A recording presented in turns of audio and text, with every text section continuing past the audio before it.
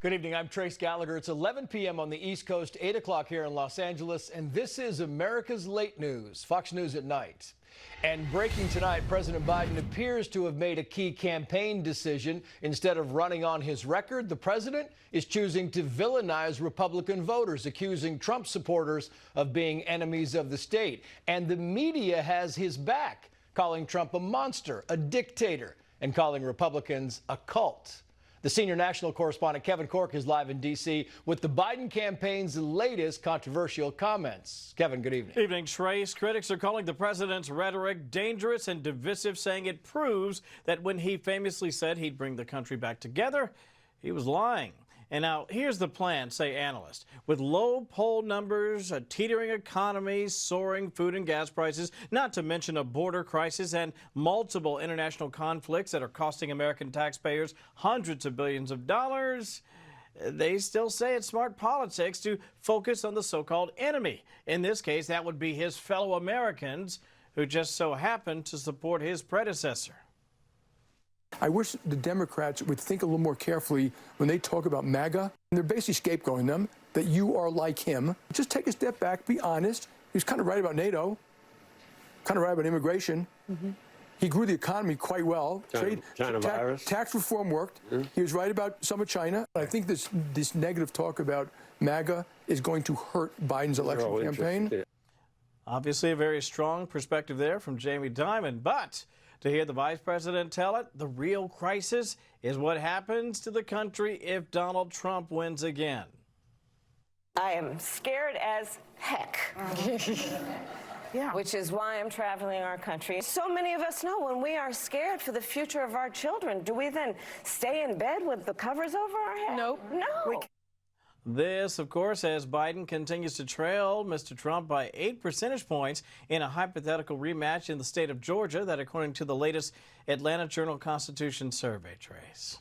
Kevin Corke live for us in D.C. Kevin, thank you. Let's bring in Media Research Center contributing writer Stephanie Hamill and District Media Group President Beverly Hallberg. Thank you both for coming on. Stephanie, to you first. Let's start with the X post, the Twitter post from President Biden saying, quoting here, looks like Donald Trump just won Iowa. He's the clear front runner on the other side at this point. But here's the thing. This election was always going to be you and me versus extreme MAGA Republicans. So it's not what I've done for you, it's what MAGA Republicans will do to you, Stephanie.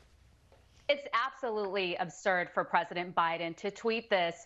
Why? Because number one, only 1 out of 3 American adults support the job he's doing, his job performance. And being divisive like this and demonizing those who have supported President Trump and or the other half of the country, if you will, isn't going to bring people to your side. It's very unpresidential, if you will.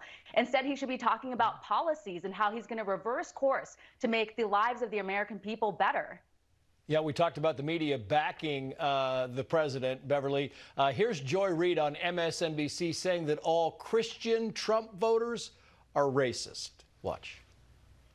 All the things that we think about electability, about, what are people gaming out, or none of that matters when you believe that God has given you this country, that it is yours, and that everyone who is not a white conservative Christian is a fraudulent American. I said racist. I meant evil and racist, Beverly. Yeah, don't forget both of those words. Got to get them both in. And look, when you hear this, it's not surprising that when you take a look at the public's level of trust in the media, it's below 20%.